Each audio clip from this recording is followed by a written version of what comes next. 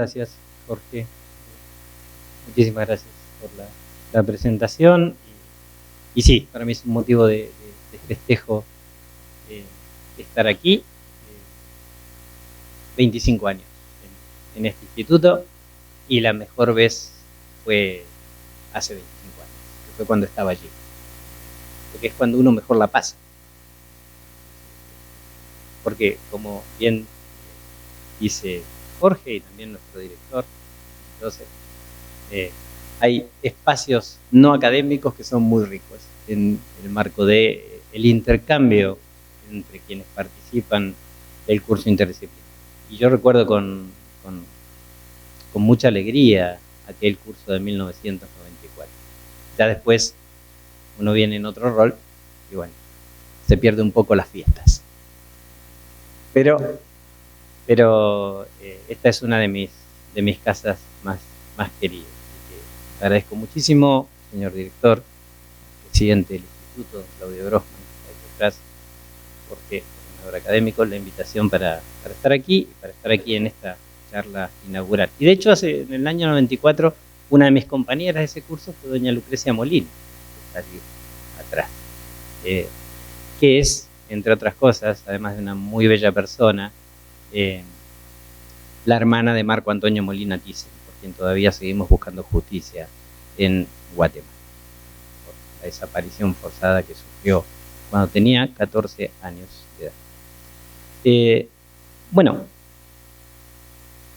la propuesta que me llega del instituto, Jorge es muy generoso decir de que lo hemos conversado, pero fue una idea básicamente de él, es trabajar de las palabras a los hechos en materia de derechos humanos. Y yo tengo 7 pequeños puntos para compartir con ustedes.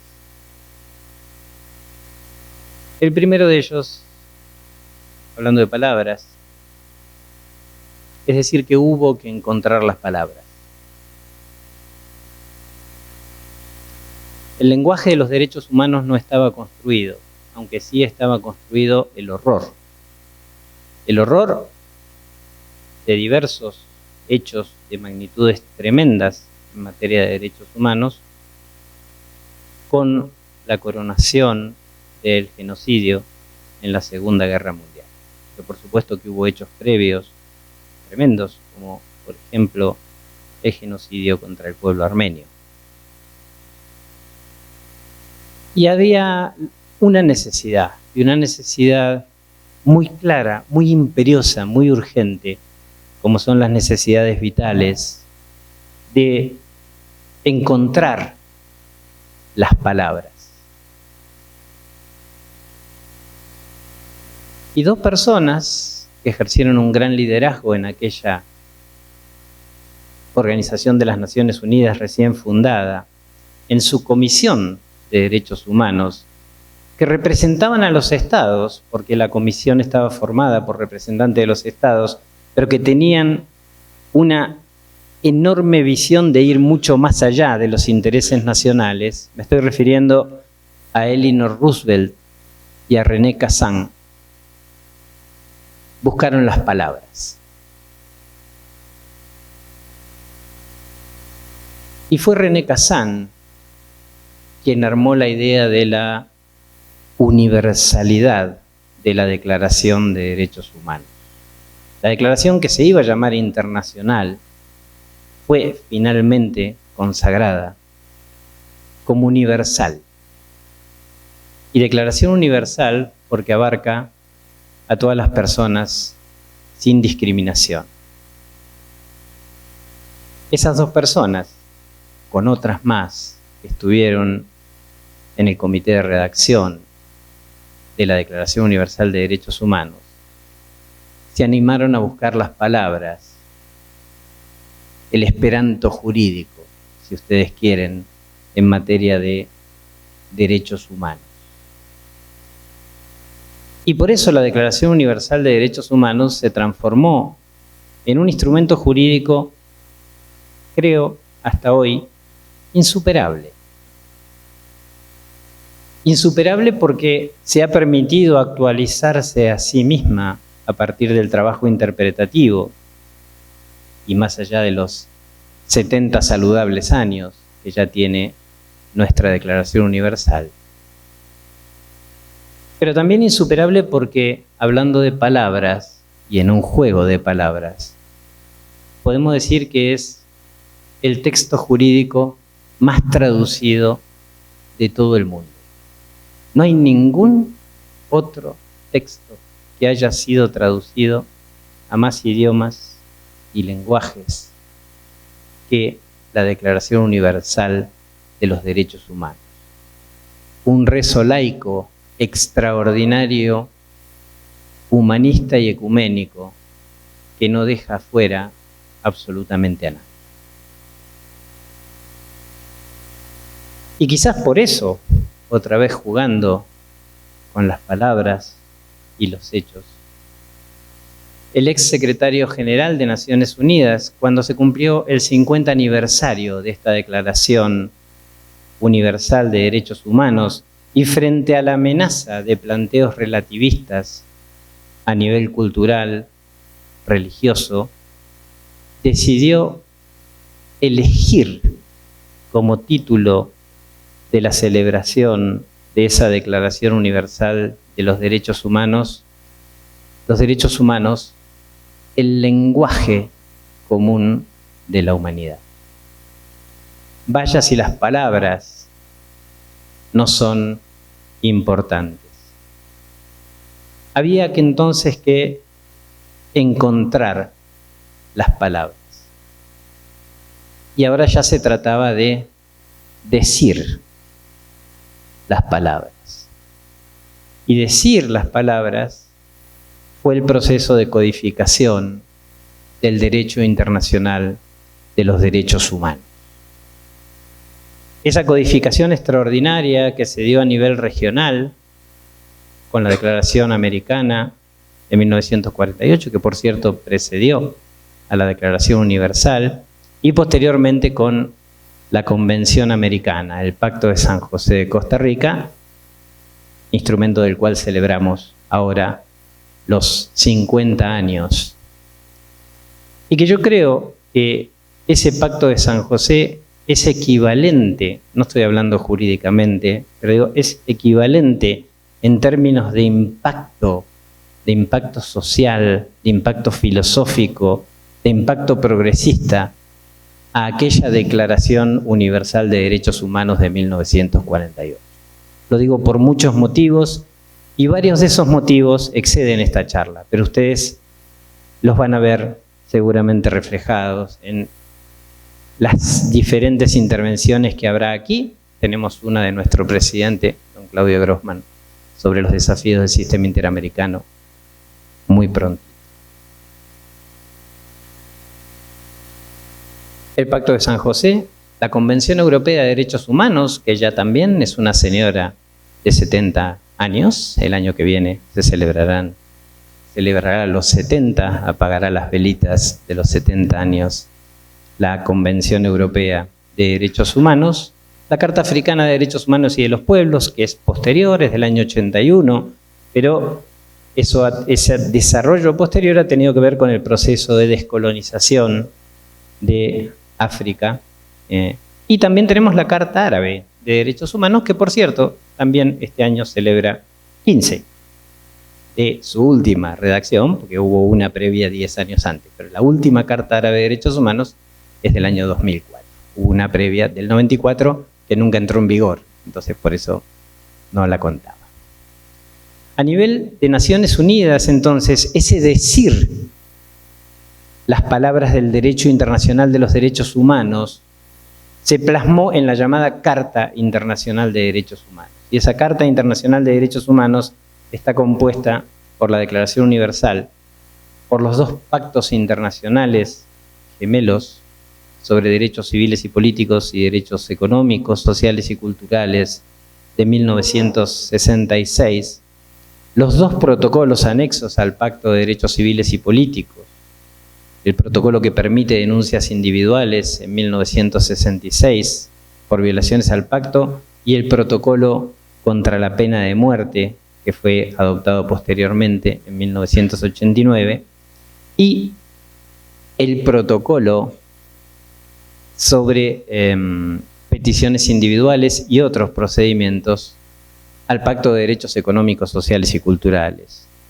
El protocolo al PIDESC, que por cierto no tuvo palabra hasta el año 2008. En esa incomprensible fragmentación de derechos civiles y políticos por un lado y de derechos económicos, sociales y culturales por el otro. Ese era el primer punto. Se encontraron las palabras. Se encontraron las palabras a partir de la codificación. Y ahora paso al segundo. El segundo es que hubo que encontrar la palabra específica. Esto para no plagiar a Silvio Rodríguez con lo de la palabra precisa, ¿no? La canción Ojalá, la sonrisa perfecta. Entonces vamos a elegir poner la palabra específica. Y la palabra específica tiene que ver con la protección particular, con la necesidad de identificar grupos o colectivos en situación de vulnerabilidad que, además de tener el cobijo de los instrumentos generales de derechos humanos, merituaban instrumentos y mecanismos y procedimientos de tutela concretos.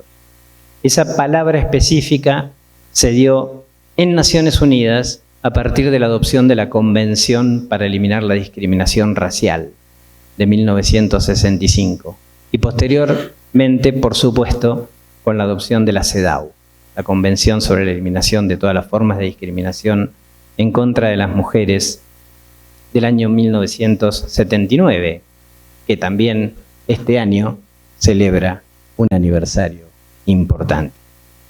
Y la Convención de Derechos del Niño del año 89 y que también este año celebra un aniversario importante. Vaya si hay aniversarios importantes para festejar.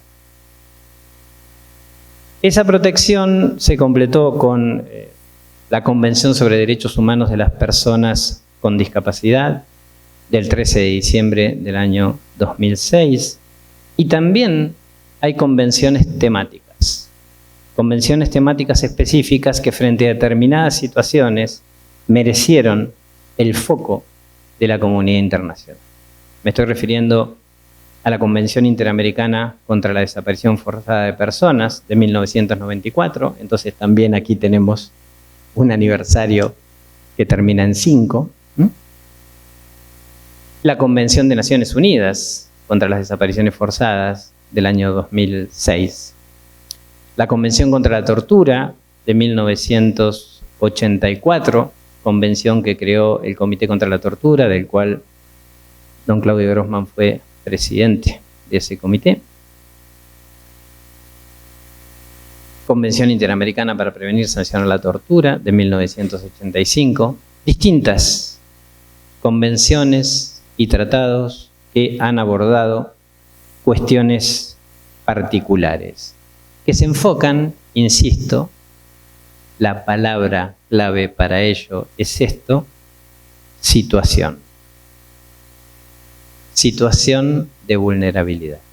Situación de vulnerabilidad que obliga a buscar mecanismos que van más allá de la protección general. Y entonces, paso al tercero de los puntos establecidos. Habiendo encontrado las palabras y habiendo identificado las palabras específicas, hubo que hallar la expresión más importante. Y la expresión más importante es, sin dudas, la igualdad y la no discriminación. Ya me ha tocado aquí mismo, en una oportunidad, sobre una charla concreta, decir algo que plagio, me autoplagio en eso, que si hubiese que salvar una sola norma, si viniese el naufragio, el diluvio universal, y entonces Noé nos pidiera que no salvemos especies ni personas, sino que salvemos una norma del andamiaje jurídico, porque el resto va a perecer bajo las aguas, yo elegiría, sin dudas, la igualdad y la no discriminación. Entre otras cosas porque no hay violación de derechos humanos que no se base en alguna medida en la discriminación.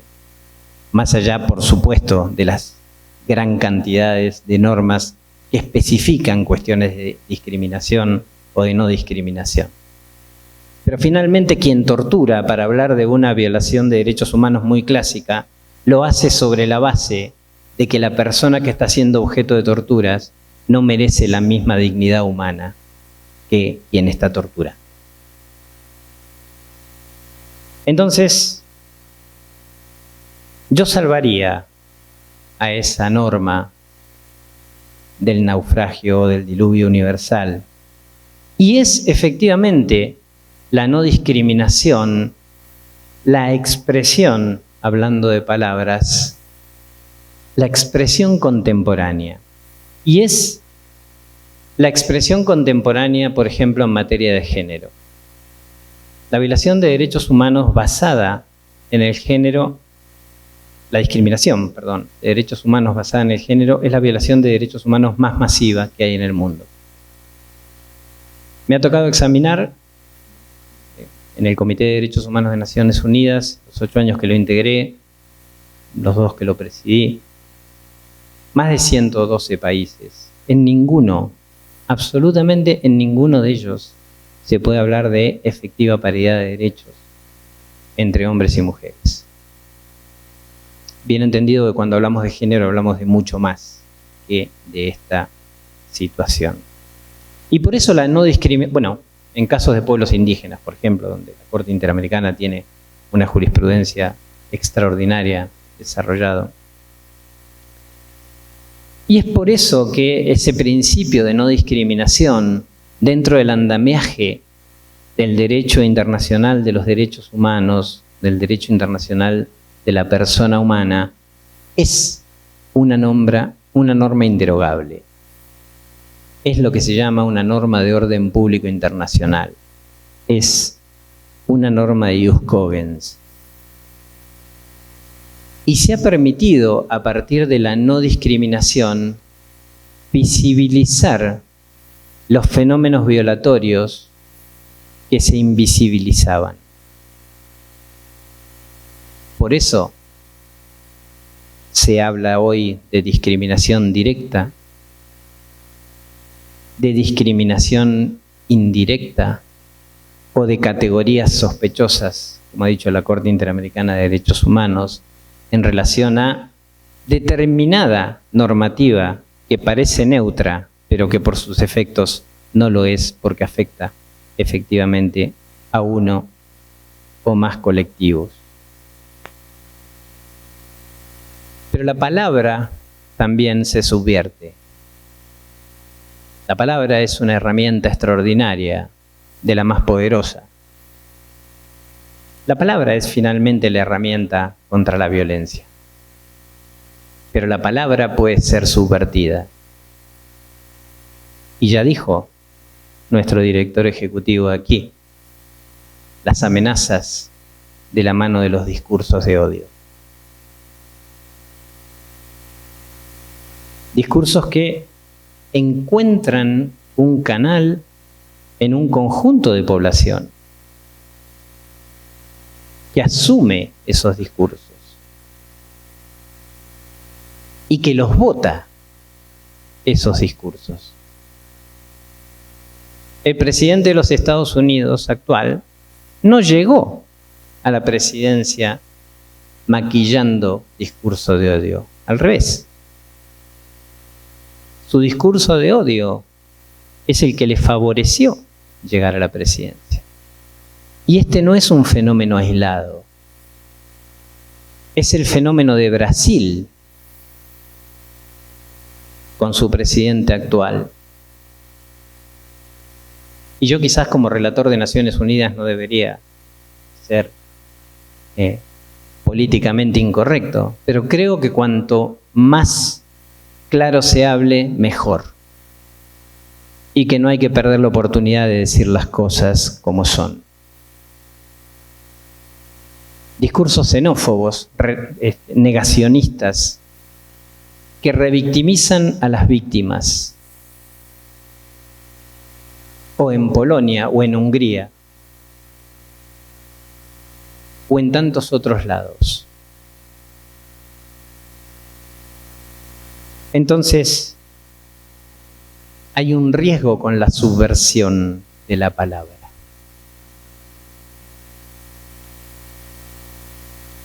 Y paso al cuarto punto.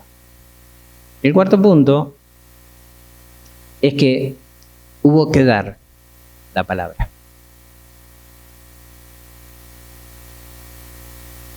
Hubo que dar la palabra que interpreta y que aplica el derecho. Me estoy refiriendo a los órganos, a esa enorme batería extraordinaria de órganos internacionales que interpretan y que aplican el derecho. Y que lo pueden hacer, para bien o para mal. Está también allí al fondo don Charles Moyer, que fue secretario de la Corte Interamericana de Derechos Humanos en aquella época en la que salieron sentencias memorables, el caso Velázquez Rodríguez, Godínez Cruz, sentencias en materia de desaparición forzada, sí, que fueron mejoradas, pero yo creo que fueron las mejores. Porque en esa época era muy difícil construir esa lógica jurídica que construyó la Corte Interamericana de Derechos Humanos, por cierto, de la mano de casos que le llegaron muy mal preparados por la Comisión Interamericana de Derechos Humanos. Pero esa es otra historia. Es muy importante que la palabra sea dada para que sea interpretada y aplicada a quienes trabajen con independencia y con imparcialidad.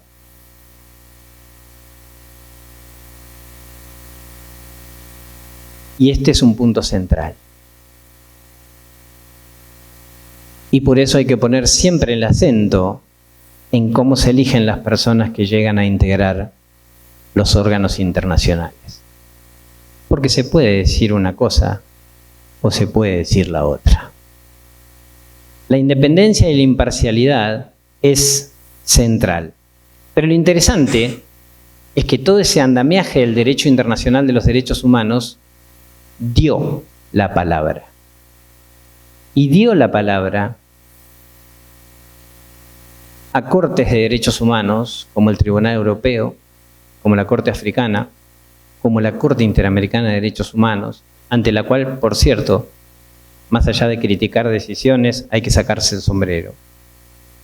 Hay que sacarse el sombrero. La Corte Interamericana de Derechos Humanos tiene una jurisprudencia extraordinariamente progresista en relación a, por ejemplo, el Tribunal Europeo de Derechos Humanos. Y quizás en el plano internacional no es tan valorada porque viene de una región en la cual no somos tan valorados. Porque todavía hay mucho eurocentrismo en los órganos internacionales. Pero si la Corte Interamericana fuese la Corte Europea de Derechos Humanos, ya hubiese recibido el Premio Nobel de la Paz. Claro, no se puede vivir de la gloria ganada. Y la Corte siempre puede convertirse en otra cosa. Y por eso hay que tener mucho cuidado con quienes ejercen liderazgo en los órganos internacionales y a quienes se elige para integrar esos órganos internacionales. Los órganos de tratados, los comités de Naciones Unidas, hoy 9 comités y un subcomité, el Subcomité para la Prevención de la Tortura, que interpretan y aplican aquellas normas internacionales, tratados y convenciones de Naciones Unidas, que son 18 y medio, porque hay uno que está en construcción. Y por supuesto, si de palabras se habla, hay que señalar muy claramente a la labor que cumplen los procedimientos públicos especiales de Naciones Unidas, y me estoy refiriendo a las relatorías y a los grupos de trabajo. Porque el trabajo que hacen relatores, relatoras y grupos de trabajo es un trabajo básicamente público, que no tiene la rutinaria actividad cíclica que tienen los comités de Naciones Unidas, sino que se pronuncian frente a fenómenos. Están todo el tiempo en medios de comunicación, en visitas a los terrenos, en misiones, y hacen pronunciamientos públicos.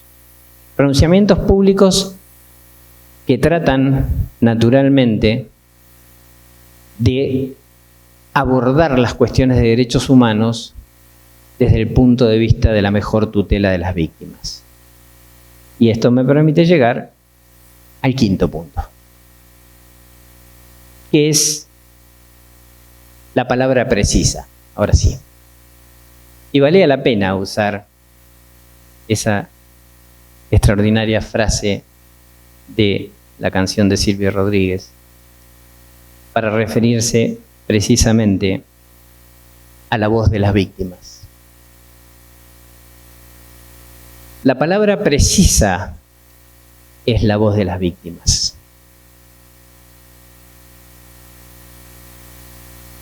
Y los órganos internacionales no deben erosionar la palabra de las víctimas en sus trabajos. Pero las víctimas no siempre tuvieron la palabra. Y si uno podría hablar de los órganos de Naciones Unidas, pero para mencionar el sistema interamericano, las víctimas con una plena participación en el proceso ante la Comisión Interamericana perdían la posibilidad de ser partes en el proceso ante la Corte. Así fue el primer reglamento de la Corte Interamericana de Derechos Humanos y así se tramitaron los primeros casos. Esto no es mera teoría, tiene consecuencias prácticas. Todavía se recuerda el caso Callara. El caso Callara con Perú fue un caso que se litigó en la Corte de una manera contraria a como querían las representaciones de las víctimas. Y ese caso, que fue una masacre indefendible, como todas las masacres, perpetrada por el gobierno de Fujimori en el Perú, quedó impune en la Corte Interamericana de Derechos Humanos. Si se hubiese seguido la voz de quienes representaban a las víctimas, entonces yo estoy seguro que ese caso hubiese terminado con una condena en la Corte Interamericana. Pero las víctimas volvieron a tener palabra ante la Corte en la reforma del reglamento de 1996, que les otorgó locus standi, es decir, la posibilidad de participar en la etapa de reparaciones. Y a partir de la reforma reglamentaria del año 2000, las víctimas participan en todo el proceso ante la Corte, ya no solo en la etapa de reparaciones, sino desde el inicio.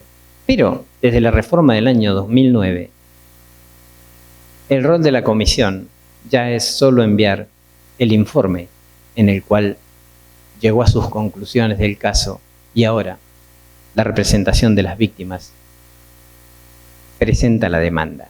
No lleva el caso a la Corte. Eso ha quedado todavía para la comisión o los estados. Pero ya la parte en el proceso es la víctima o su representante. Entonces, es indudable que en el derecho internacional de los derechos humanos se va hacia la palabra precisa. Claro, se va como pasa todo en la vida y en la historia, nada es lineal, con altos y bajos.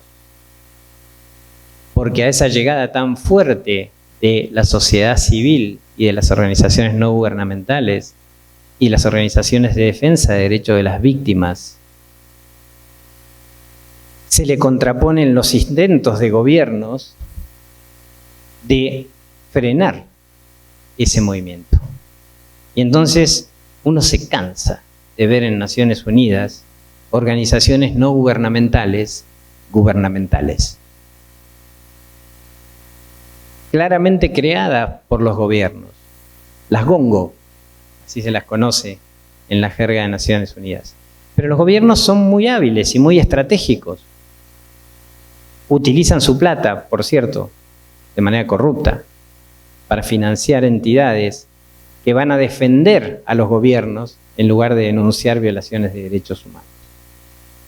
Y como hay poco espacio para hablar, por ejemplo, en el Consejo de Derechos Humanos de Naciones Unidas, hacen todo el manejo para que hablen primero y que entonces no le quede tiempo a las verdaderas entidades de defensa de derechos humanos para hacer uso de la palabra. Pero es indudable que las víctimas tienen cada vez más palabra. Y eso, por cierto, está muy bien. El sexto de los elementos que tienen que ver con la palabra y las palabras y los hechos, ya no se refiere a las palabras, sino a los gritos. Porque hubo que gritar. Ya no se trata de hablar. Hubo y hay que gritar frente a las violaciones masivas y sistemáticas de derechos humanos. Hubo y hay que gritar frente, por ejemplo, al actual genocidio en Myanmar o a las masacres en Guatemala o a las masacres en El Salvador, todavía impunes, o a las masacres en Colombia, o a las torturas y desapariciones forzadas de manera sistemática en mi país, en Argentina. Ahí ya no hubo que hablar, ahí hubo que gritar.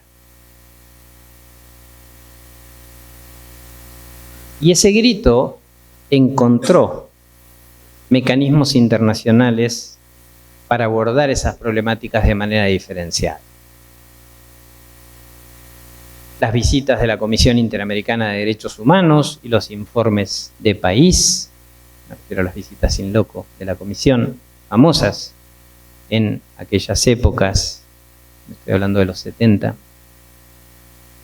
o los mecanismos para establecer un paquete de medidas en los cuales se establezcan herramientas para ver cómo hacer frente a las necesidades en materia de verdad, para hacer justicia a las víctimas y accountability, rendición de cuentas, y llevar a los tribunales a las personas responsables, para establecer un marco de reparaciones. Y por cierto, permítanme rendir homenaje hoy a alguien que nos ha dejado hace poco tiempo, que es Louis Joannet, de Francia, que es quien armó los principios de Naciones Unidas en la lucha contra la impunidad, jurista notable. Y establecer mecanismos de reforma institucional para la no repetición de los hechos. Esa es la tarea que yo tengo ahora en Naciones Unidas.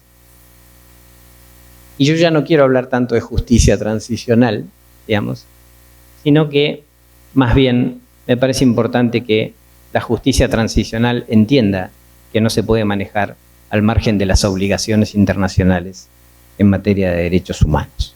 Pero las comisiones de la verdad han sido muy valiosas. Y por cierto, también la adopción del Estatuto de Roma de la Corte Penal Internacional. Y paso al séptimo y último punto que traía para compartir, que es cuál es el método para que la palabra sea debidamente interpretada. Y se le puede poner el nombre que quiera. A mí me gusta ponerle la perspectiva pro persona, que es un tema sobre el cual también el Instituto en alguna oportunidad me ha invitado a dar una charla.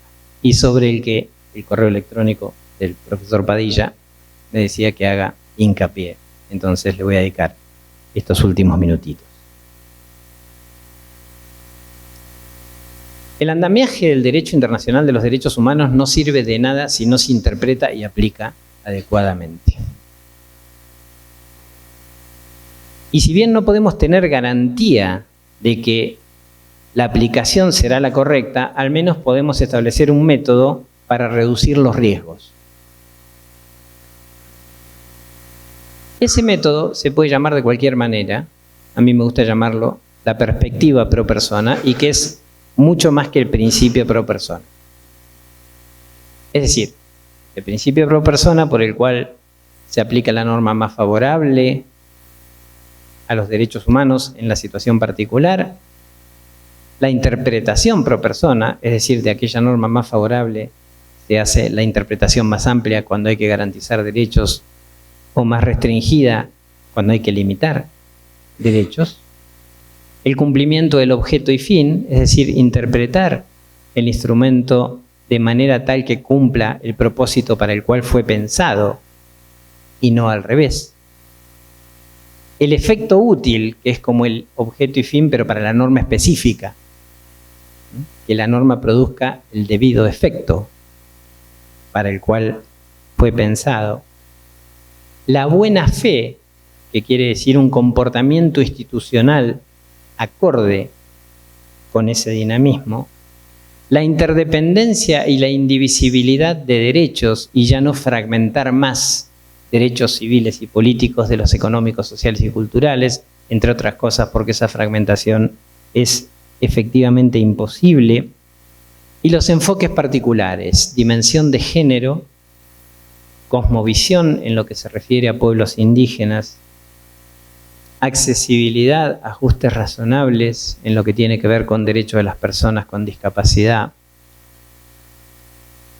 interés superior en lo relativo a niños, niñas y adolescentes, o envejecimiento activo y saludable para las personas adultas mayores. Los debates políticos actuales están llenos de palabras, pero son palabras vacías. Y ese es un déficit muy fuerte de nuestras democracias. Hablaba nuestro director en su presentación de la importancia de entender las democracias como democracias sustantivas y no solamente como procesos en los cuales la gente vota cada X cantidad de años. Y entonces, la palabra de los derechos humanos debe ir aliada a la política pública para pasar definitivamente de la palabra a los hechos. El Estado es para los derechos humanos y todos los órganos del Estado deben trabajar en línea con el respeto y la garantía de los derechos humanos. Todos. No solamente las comisiones de derechos humanos, las defensorías del pueblo, absolutamente todos los órganos del Estado. Y por supuesto, el Poder Judicial, que es finalmente el último garante cuando los derechos han sido violados. Y sobre control de convencionalidad y demás, ustedes ya van a hablar a lo largo del curso, así que no me voy a detener en eso. Una ciencia jurídica se puede definir como la disciplina humanística que tiene por objeto el estudio, la interpretación, integración y sistematización de un ordenamiento jurídico para su justa aplicación. Para su justa aplicación. Si el derecho no se interpreta y aplica en clave de derechos humanos, cualquier derecho, el derecho civil, el derecho penal, el derecho administrativo, deja de ser una ciencia jurídica para convertirse en una pseudociencia. Hoy, o el derecho se trabaja en clave de derechos humanos, o no sirve para su fin, que es hacer justicia. Si la definición de ciencia jurídica habla de justa aplicación del derecho, ninguna aplicación del derecho que no tenga en cuenta la dimensión de derechos humanos puede ser considerada justa y por ende ya dejará de ser ciencia jurídica para convertirse en otra cosa.